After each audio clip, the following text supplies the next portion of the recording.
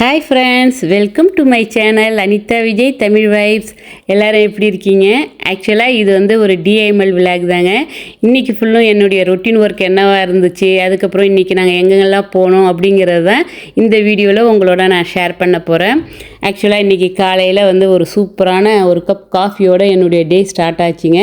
கிட்டத்தட்ட ஒரு 1 வீக்காகவே வந்து பேக்கிங் ஒர்க் போயிட்டுருக்குதுங்க. ஏன்னா நான் ஊருக்கு போக போகிறேன் அப்படின்னு நான் சொல்லியிருந்தேன் இல்லையா, அதனாலேயே வந்து இந்த வீட்டில் இருக்கிற இந்த எக்ஸ்ட்ரா கிளாத்து, அதுக்கப்புறம் யூஸ் பண்ணாமல் நிறைய வெசல்ஸ் வச்சுருப்போம் இல்லையா, அதெல்லாமே வந்து அழகாக பேக் பண்ணி முடிச்சிட்டோம். கிட்டத்தட்ட ஒரு 4-5 பாக்ஸஸ் வந்து பேக் பண்ணி முடிச்சிட்டோங்க. நாங்கள் வந்து ஊருக்கு போகும்போது, அதாவது ஊருக்கு போகிறதுக்கு ஒரு 3-4 டேஸ் பிஃபோராக வந்து கார்கோவில் போட்டோம்னா நம்ம வந்து ஊருக்கு போயிட்டு அங்கே வந்து நம்ம வந்து கலெக்ட் பண்ணிக்கிறதுக்கு கரெக்டாக இருக்கும் அப்படிங்கிற ஐடியாவில் தான் வந்து எல்லாம் ஃபுல்லாக வந்து பேக் பண்ணி வச்சுருக்கோம்.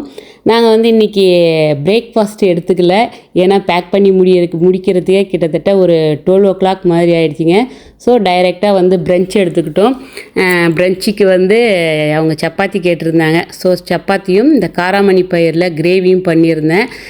நான் வந்து சப்பாத்தியும் கொஞ்சமாக வந்து பன்னீர் டிக்கா மாதிரி செஞ்சுருந்தேன். ஸோ அதுதான் எடுத்துக்கிட்டேன். நாளைக்கு வந்து குக் பண்ணுறதுக்காக இந்த கீரை வந்து வாங்கிட்டு வந்திருந்தாங்க. ஸோ அது வந்து ஃப்ரெஷ்ஷாக இருக்கும்போதே நான் வந்து க்ளீன் பண்ணிவிட்டு கட் பண்ணி ஃப்ரிட்ஜில் வச்சுருவேங்க. ஏன்னா வந்து நாளைக்கு ஆடி கிருத்திகை அப்படிங்கிறதுனால நார்மலாகவே நிறைய ஒர்க் இருக்கும். ஸோ அதனால் இந்த கீரையெல்லாம் கட் பண்ணிகிட்டு இருக்க முடியாதுன்னு சொல்லிவிட்டு இன்றைக்கே கட் பண்ணி ஃப்ரிட்ஜில் அப்படியே ஸ்டோர் பண்ணி வச்சுட்டேன். நெக்ஸ்ட்டு ஈவினிங் வழக்கம் போல் வெசல் க்ளீனிங்லாம் பண்ணி முடிச்சுட்டு நைட் டின்னருக்கு நாங்கள் எங்கே போனோம் அப்படின்னா, தொப்பி வாப்பா பிரியாணி அப்படின்னு சொல்லிட்டு ஒரு நியூ ரெஸ்டாரண்ட் வந்து ரூபியில் வந்து ஓப்பன் பண்ணியிருக்காங்க.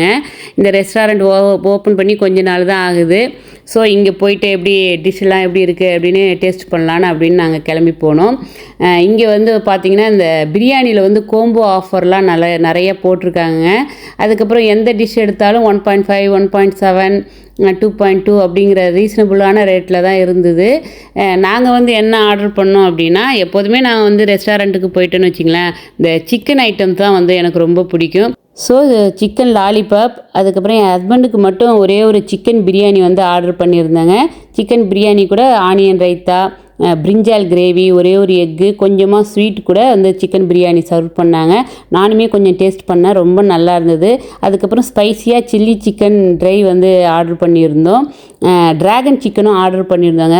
ஆனால் அது வந்து கொஞ்சம் ஸ்வீட்டோட ஹனி சிக்கன் மாதிரி அந்த டேஸ்ட்டோடு வந்திருந்தது. என் ஹஸ்பண்டுக்கு பர்சனலாக அந்த ஹனி சிக்கனோட டேஸ்ட்டு ரொம்ப பிடிச்சிருந்தது, ரொம்ப விரும்பி சாப்பிட்டாங்க. டேஸ்ட் வைஸ் ரொம்ப சூப்பராக இருந்ததுங்க.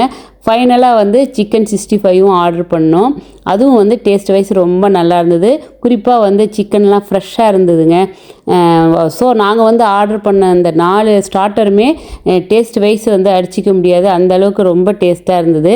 பட் பர்சனலாக எனக்கு தோணுன விஷயம் என்ன அப்படின்னா, ஒவ்வொரு டிஷ்ஷிலுமே வந்து 2-3 பீசஸ் வந்து எக்ஸ்ட்ரா இருந்திருக்கலாமோ அப்படின்னு தான் தோணுச்சு. ஓகே ஃப்ரெண்ட்ஸ், நாங்கள் அப்படியே டின்னர் முடிச்சுட்டு வீட்டுக்கு கிளம்பிட்டோம். நெக்ஸ்ட் வீடியோ மீட் பண்ணுவோம். பாய்.